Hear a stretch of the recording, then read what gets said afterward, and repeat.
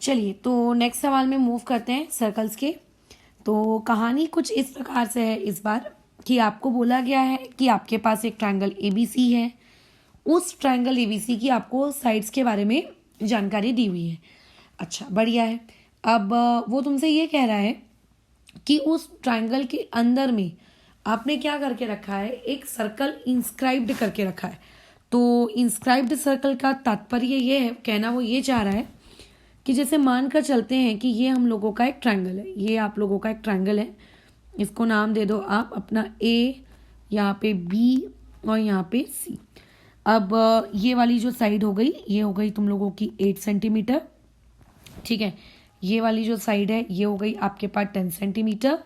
और उसके अलावा यहाँ पे ये वाली जो साइड है ये हो गई तुम लोगों के पास कितनी, 12 सेंटीमीटर। बराबर है, ओके डन। अब इसके अंदर में तुमसे वो ये कह रहा है कि यहाँ पे एक जो सर्कल है वो सर्कल क्या करके रखा है, हम लोगों ने इंस्क्राइब्ड करके रखा है। यानी कि कुछ इस तरीके का तुमको डायग्राम दिया गया है। अब मेरा गंदा डायग्राम है, मैं जानती हूँ, बट क्या कर सकते हैं। अब ये मान लो उसका सर्कल का क्या है, सेंटर है। तो पहले हम लोगों को जो जो जानकारी दी हुई है ना, उस जानकारी को आप पहले गिवन में लिख लो। तो गिवन जानकारी क्या है आपके पास, in triangle A B C. ठीक है, आपके पास ए बी इक्वल टू मैंने मान लिया 8 सेंटीमीटर। ठीक है, बी सी इक्वल टू मैंने मान लिया 10 सेंटीमीटर और ए सी इक्वल टू मैंने मान लिया कितना आपका 12 सेंटीमीटर। बराबर, ओके। अच्छा, उसके अलावा इसके अंदर हम लोग क्या लिखेंगे, अ सर्कल जिसका सेंटर क्या है, a circle with centre O. ठीक है, is inscribed with centre O, is inscribed inside triangle ABC. ठीक है, ट्रायंगल एबीसी के अंदर वो इंस्क्राइब्ड है। बराबर। अच्छा, अब इस क्वेश्चन में आपको टू फाइंड करने को क्या कहा गया है। टू फाइंड देखो इस सवाल का क्या है कि एडी आपको ढूंढना है, बीई आपको ढूंढना है, सीएफ आपको ढूंढना है, जो कि ट्रायंगल एबीसी के एल्टीट्यूड्स हैं। एल्टीट्यूड्स का मतलब 90 डिग्री। तो देखो ये पॉइंट ऑफ कांटेक्ट है, इतना तो तुमको पता ही है। ठीक है, और तुम्हें ये भी पता है कि अगर मैं इस रेडियस को और इस पॉइंट ऑफ कांटेक्ट को ज्वाइन करूंगी तो ऑटोमेटिकली एंगल कितने डिग्री का होगा, 90 डिग्री। इस चीज के लिए तुम्हें किसी भी प्रकार के कोई एक्सप्लेनेशन की आवश्यकता नहीं है। अब अगर मैंने इसी लाइन को थोड़ा सा एक्सटेंड कर लिया, थोड़ा सा क्या एक्सटेंड करेंगे, पूरा ही एक्सटेंड करते हैं वर्टेक्स ए तक, तो ये जो एडी है, this AD is known as altitude, that is height. Similarly इस एडी के अलावा और भी ऐसे बहुत सारे हो सकते हैं, बीई। तो बी से लेकर ये जो पॉइंट ऑफ कांटेक्ट है मेरा, अगर मैंने देखो डायग्राम ना अच्छे से बनेगा नहीं, तुम लोग स्केल से ड्रॉ करना, तुम्हारा बहुत अच्छे से बनेगा। ये मान लेते हैं आपका पॉइंट ई है, तो यहाँ पे ये 90 डिग्री है। बराबर, तो ये हो गया आप लोगों का क्या कहते हैं, एक हाइट। सिमिलरली यहाँ पे देखो ये मैंने दूसरा भी बना लिया। तो ये इस तरीके से पहले तो हम लोगों ने हमारा डायग्राम कर लिया है कंप्लीट। अब तुम्हें इन सारे एल्टीट्यूड्स की वैल्यू ढूंढनी है। घबराना बिल्कुल नहीं है कि अरे कितना कठिन सवाल है, बहुत ही सिंपल है, बहुत ही ईजी है, तुरंत हो जाएगा। देखो कैसे करते हैं, सबसे पहले तो लिख लिया कि हमें गिवन क्या क्या, टू फाइंड क्या क्या करना है। हमें एडी ढूंढना है, हमें बीई ढूंढना है और हमें सीएफ ढूंढना है। अब बात आती है कि इसको ढूंढा कैसे जाएगा, इसका सोल्यूशन क्या है। तो देखो एक ही प्रॉपर्टी का प्रयोग आपके दिमाग में 10th स्टैंडर्ड में सबसे पहले आना चाहिए अगर क्वेश्चन में कुछ भी गिवन नहीं दिया है, तो वो ये कि tangent drawn from external point is equal. खत्म बात। अब तुम खुद अपनी बुद्धि लगाओ और अपनी बुद्धि से मुझको बताओ, अगर ए को मैं कोई एक एक्सटर्नल पॉइंट मान लेती हूँ, तो अभी इससे पहले आपने जो इलस्ट्रेशन देखा उससे क्या सीखा कि एक्सटर्नल पॉइंट से वो जो टू टेंजेंट्स होती हैं वो इक्वल होती हैं। तो ए से बनने वाली वो टेंजेंट बताओ कौन सी है, ये है ए एफ। तो ये आपकी इक्वल होगी बाजू के ए ई के साथ। तो मैं एक काम करती हूँ, दोनों टेंजेंट्स को मैंने एक्स एक्स अज्यूम कर लिया। सिमिलरली जो एक्सटर्नल पॉइंट है बी, उससे मैं दो टेंजेंट्स ड्रॉ कर रही हूँ, एक है बी एफ और एक है बी डी। तो ये दोनों आपस में इक्वल होंगी, let it be y y. और ये दोनों कितनी हो जाएंगी, जेड जेड। ये मैंने अज्यूम किया है। ठीक है, ये मैंने मेरा क्या किया है, अजम्पशन किया है। तो ऐसा मैंने क्यों किया उसका पहले मुझे रीज़न लिखना पड़ेगा ना। तो वो रीज़न क्या है, हम लोगों का वही ऐतिहासिक लाइन क्या कि the tangents drawn from external point, ठीक है, to the circle are equal. ठीक है, अगर आप सर्कल के किसी भी एक्सटर्नल पॉइंट से अगर आप टेंजेंट ड्रॉ कर रहे हो तो दोनों टेंजेंट क्या होंगे, इक्वल होंगे। तो अभी तुम बताओ यहाँ पे कौन किसके इक्वल है, ए एफ और ए ई, ये दोनों आपस में इक्वल हो गए। तो यहाँ पे आ गया AF equal to AE। Similarly आपके पास और क्या इक्वल आ जाएगा, B से BF इक्वल आ जाएगा किसके, BD के। तो यहाँ पे आ गया BF इक्वल्स टू BD। और वैसे ही अगर मैं एक्सटर्नल पॉइंट C को लेकर चलूँ तो CE इक्वल टू कितना आ जाएगा, CD। बराबर। रीजन तुमको देना पड़ेगा, देखो हर जगह। जैसे यहाँ पे पहला रीजन क्या बनेगा, टेंजेंट फ्रॉम पॉइंट A, ये आपका बन जाएगा। इसको आपने दे दिया इक्वेशन नंबर 1। सिमिलरली यहाँ पे भी आपको रीजन देना पड़ेगा, सिर्फ यहाँ पे क्या चेंज होगा, पॉइंट B, ये होगा इक्वेशन नंबर 2। और यहाँ पे भी वही रीजन दोगे, बस यहाँ पे क्या हो गया, पॉइंट C, और यहाँ पे हो गई इक्वेशन नंबर 3। डन। अच्छा, अब मैंने जैसे तुम्हें बताया कि AF, AE, BF, BD ऐसे बड़े बड़े नाम में ना काम करने में तकलीफ होती है। तो क्योंकि तकलीफ कम हो तो हमने क्या किया है, अपना अजम्पशन किया कि लेट हमारे पास जो ये AF और AE इक्वल दिए ना, इसको मैं क्या मान लूंगी, X। जो ये मेरे पास BF और BD इक्वल दिए ना, इसको हम लोग क्या मान लेंगे, Y। और जो ये CE और CD इक्वल दिए हैं, इसको हम लोग क्या मान लेंगे, Z। ये मैंने अज्यूम किया है। बराबर है, ये मैंने क्या किया, अज्यूम किया। अब तुम खुद सोचो, अपने डायग्राम को देखो। इस डायग्राम को देख के मुझे बताओ, AB जो एक साइड है वो कैसे बनती है। AB साइड तब बनती है जब हम AF और FB को ऐड करेंगे। तो यानी कि AB के लिए मैं क्या लिख सकती हूँ, AB के लिए मैं लिख सकती हूँ AF प्लस FB। सिमिलरली मेरे पास जो एक और साइड है आप लोगों की, कौन सी, BC। अगर मैं पूछूंगी कि BC ये साइड आप लोगों की कैसे क्रिएट होती है, तो डायग्राम को देखकर बताओ BC कैसे क्रिएट होता है, ये BC कैसे क्रिएट होता है। देखो ये BC कैसे क्रिएट होता है, B और C के बीच में कौन सा पॉइंट है, D। तो BC कैसे क्रिएट होता है, BD प्लस DC। तो ये आ जाएगा आपका BD प्लस DC। सिमिलरली अगर आप लोगों के पास में एक और आ जाता है AC, तो AC के बारे में बात करो तो AC कैसे बनता है, AE प्लस EC। ठीक है, तो AC कैसे बनता है, AE प्लस EC। डन। अब आगे बढ़ते हैं। तो AF और FB ये तो तुमको पता है कितना होता है। देखो AF होता है X, FB होता है Y। तो ये मेरे पास इक्वेशन बन गई X प्लस Y। और AB की वैल्यू तो क्वेश्चन है मुझे पहले से दी हुई है कितनी, 8। So this is my equation number what, 4। क्योंकि 1 2 3 तो मैं ऑलरेडी ऊपर दे चुकी, पता नहीं कब किसका क्या काम आ जाए। BC मुझे कितना दिया हुआ है, BC मुझे दिया हुआ है 10। अच्छा, BD मेरे को कितना दिया है, Y। और DC कितना दिया है, Z। तो ये हो गई मेरे पास इक्वेशन नंबर 5। और वैसे ही यहाँ पे आ जाएगा 12 इक्वल्स टू AE, कितना दिया है X, EC कितना दिया है Z। तो यहाँ से आ गया इक्वेशन नंबर 6। तो ये आ गया मेरे पास इक्वेशंस। क्या आप इन इक्वेशंस को सॉल्व कर सकते हो, खुद सोचो, दिमाग लगाओ जरा अपना। तो ऑब्वियसली क्यों नहीं सॉल्व कर सकते। अब तुम्हें लगेगा यार लीनियर इक्वेशन इन 2 वेरिएबल तो है, तो बिल्कुल ये लीनियर इक्वेशन इन 2 वेरिएबल है, बट अब इसको सॉल्व कैसे करें। तो इसको सॉल्व करने के लिए अलग अलग लोगों के अलग अलग तरीके होते हैं। जैसे अगर मेरे को कोई पूछेगा नेचुरली कि मैडम आप यहाँ पे कौन सा तरीका यूज करेंगी, तो मैं पता है क्या करती हूँ, पहले मैं कोई भी 2 इक्वेशन उठाती हूँ, उन दोनों को एलिमिनेट करती हूँ, फिर उन दोनों से एक नई इक्वेशन बनाती हूँ, फिर उस नई इक्वेशन को तीसरी के साथ सॉल्व करती हूँ। ये ऐसा मेरा बचपने वाला तरीका हुआ करता था।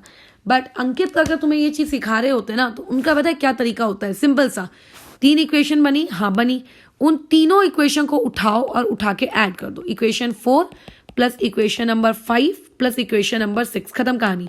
ठीक है, ये हो गई आपकी नेक्स्ट स्टेप। तो देखो पहली स्टेप क्या थी कि हम लोगों ने कौन से टेंजेंट्स किसके इक्वल है ये कर लिया। उसके बाद नेक्स्ट स्टेप में हमने इक्वेशन बना ली, और तीसरी स्टेप में हम उनको ऐड कर रहे हैं।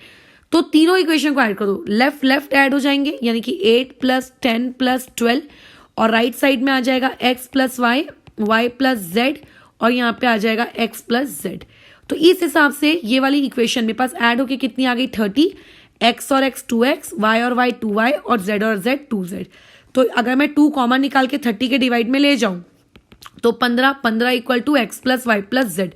तो इस हिसाब से मेरे पास x plus y plus z की वैल्यू आई है, x की नहीं आई। क्या करूं x plus y plus z की वैल्यू को, अरे बहुत काम की है, आगे काम आएगा। कैसे काम आएगा समझाओ। देखो ये ऐसे काम आएगा, x plus y plus z आपके पास कितना दिया हुआ है, 15 दिया हुआ है। ठीक है, दिया हुआ है 15।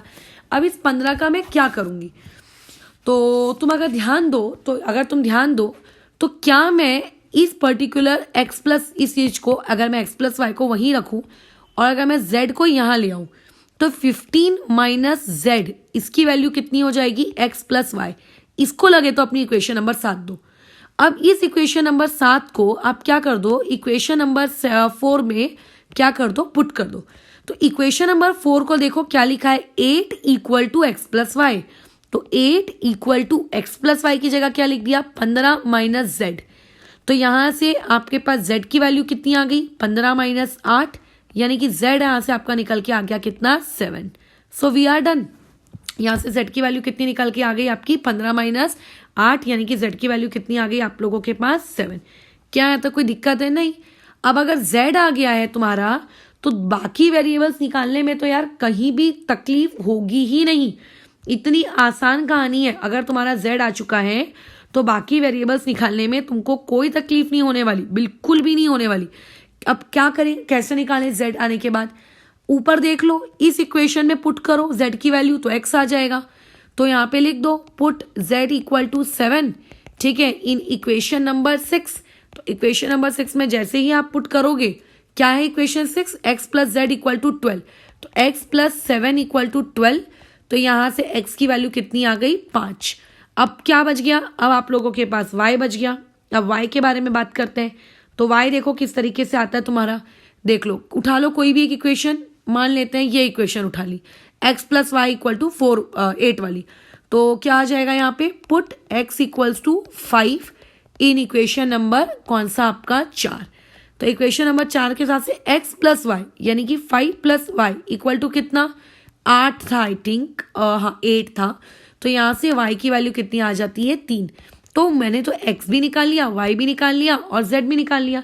बट क्वेश्चन में पूछा क्या था, सबसे इंपॉर्टेंट चीज, हमने निकाल तो लिया जो हमें निकालने को बोला गया था, बट क्वेश्चन में पूछा क्या है, क्वेश्चन में पूछा गया था कि जो आपने एल्टीट्यूड यानी कि जो परपेंडिकुलर ड्रॉप किए हो उसकी वैल्यू कैलकुलेट करो। ठीक है, जो आपने परपेंडिकुलर ड्रॉप किए हो, आप उस परपेंडिकुलर की वैल्यू को क्या करो, कैलकुलेट करो। अब कोई पगला भी तुम में से देखो अच्छे से बता देगा ये चीज। जैसे मैं तुम्हें बताती हूँ, अपन ये वाला ट्राइंगल कंसिडर करते हैं, ये वाला ट्राइंगल कंसिडर करो जरा, ये वाला ट्राइंगल कंसिडर करो, दिख रहा है ये वाला ट्राइंगल, हाँ ये ट्राइंगल आपको नहीं लगता, ठीक है, ये वाला ट्राइंगल आपको नहीं लगता कि ये कितने डिग्री का है, ये एक राइट एंगल ट्राइंगल है, अच्छा बिल्कुल लगता है। तो एक काम करो, यहाँ ड्रॉ कर लो जरा उस राइट एंगल ट्राइंगल को एक बार अलग से। तो यहाँ पे आ जाएगा आपके पास, ये आ जाएगा आपके पास, ये आपके पास आ गया ट्राइंगल, ठीक है, यहाँ पे आ गया ए पॉइंट, यहाँ पे है डी पॉइंट, ये 90 डिग्री है और ये पॉइंट बी है। अब इस राइट एंगल ट्राइंगल में जो ए बी है, ये तो आपको पहले से 8 दी हुई थी, बराबर, इसमें तो कोई डाउट नहीं है ना, ये तो पहले से आपको 8 सेंटीमीटर दिया हुआ था। और जो ये बी डी है, डायग्राम को देख के बताओ, बी डी हमने किस चीज को कहा है, बी डी हमने वाई को कहा है। तो आपके पास वाई की वैल्यू कितनी निकल के आ गई, वाई की वैल्यू आपके पास निकल के आई 3। तो ये आपके पास 3 है। अब अगर मैं यहाँ पे क्या निकालूंगी, पाइथागोरस थ्योरम लगाऊंगी, अगर मैं यहाँ पे पाइथागोरस थ्योरम लगाऊंगी, तो पाइथागोरस थ्योरम लगाने से क्या मेरे पास ये एल्टीट्यूड एडी की वैल्यू नहीं आ जाएगी, बराबर आ जाएगी ना, यहाँ पे वैल्यू आ जाएगी एडी की। तो लगा दो आपका जो भी ट्राइंगल है, in triangle A D B, ठीक है, देयरफॉर बाय क्या है आप लोगों का पाइथागोरस थ्योरम। मैं पाइथागोरस को पीटी लिख रही हूँ, तुम प्लीज उस चीज को शॉर्ट फॉर्म में मत लिखना, तुम्हें क्योंकि एग्जाम लिखना है, ठीक है, तुम उसको अपना पूरा तरीके से ही लिखोगे, बराबर। चलो, तो ए बी कितना है, 8 का स्क्वायर यानी कि 64, और बी डी यानी कि 3 का स्क्वायर यानी कि 9, इसको माइनस करके इसका स्क्वायर रूट ले लो, तो वहां से जो वैल्यू निकल के आ गई वो आपकी आ गई कितनी, हाइट। तो 64 में से 9 55। अब 55 तो किसी का परफेक्ट स्क्वायर रूट होता नहीं है, तो एडी की वैल्यू आएगी √55। अब कई बार ना हाइट वगैरह कैलकुलेट करने को बोलता ही नहीं है, कई बार सवाल में वो तुमसे सिर्फ और सिर्फ क्या बोलता है कि ये जो क्या कहते हैं आप लोगों के एक्स वाई जेड यानी कि जो टेंजेंट्स है, इन टेंजेंट्स की वैल्यू निकाल ली ना, बस बात खत्म, जाओ खत्म कहानी, इतना सा बोल के भगा देता है कि जाओ खत्म हो गई कहानी, जाओ शो ओवर, घर जाओ। बट क्योंकि इस क्वेश्चन में आपसे हाइट पूछी गई है, तो इसीलिए हम लोग हाइट कैलकुलेट कर रहे हैं, ठीक है। यहाँ पे हाइट पूछी थी कि नहीं पूछी थी, एक बार क्वेश्चन को रीड कर लेने दो मुझे। Find A D B E and C F are altitudes, एक मिनट, ए डी, हाँ बिल्कुल हाइट पूछी है, तो ये मैंने ए डी निकाल लिया। अब अगर मान लेते हैं मुझको ये कैलकुलेट करना है सी एफ, तो देखो सी एफ को कैलकुलेट करने के लिए मुझे क्या करना पड़ेगा, मुझे कोई दूसरा ट्राइंगल कंसिडर करना पड़ेगा, एक ऐसा ट्राइंगल जिसमें सी एफ आता हो। तो सी एफ किस ट्राइंगल में आता है, देखो ये रहा आपका सी एफ, सी एफ के लिए मुझे ये वाला ट्राइंगल लेना पड़ेगा, ये वाला ट्राइंगल, समझ रहे हो, 90 डिग्री देख लो पहले तो कहाँ पर है, ठीक है, ये ले सकती हूँ मैं सी एफ।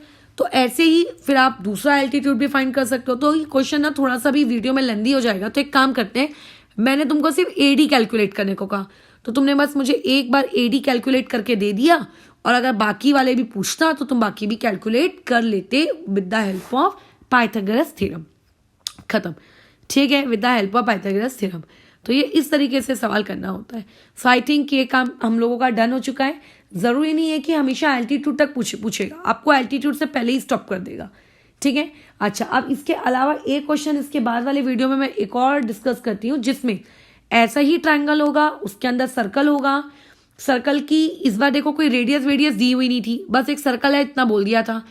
अगली बार आपको रेडियस देगा, आपको यहाँ पे देखो तीनों साइड्स दी हुई थी, वहां पे आपको क्या करेगा, कोई एक साइड दे देगा और बाकी की 2 साइड्स निकालने को कहेगा। मतलब ऐसे ही घूम फिर के सवाल आते हैं, साइड दिया है रेडियस निकालो, साइड दिया है टेंजेंट निकालो, टेंजेंट और रेडियस दिया है साइड निकालो, बस यही घूमेगा। देखो 3 चीजें होती हैं, साइड होती है, टेंजेंट होती है और रेडियस होती है। साइड और टेंजेंट दिया है तो रेडियस पूछेगा, रेडियस टेंजेंट दिया है तो साइड पूछेगा, कोई भी 2 चीजें, बस खत्म, ठीक है। तो नेक्स्ट वाला जो है वो इसी टाइप का सवाल रहेगा, और साइड ढूंढने वाले सवाल को हम लोग कैसे करते हैं वो वाले वीडियो में मैं सिखा देती हूँ, ताकि तुम बना सको अगर तुमको सवाल बनाने को दिए जाए तो, ठीक है। ओके, फिर इसको अभी ओवर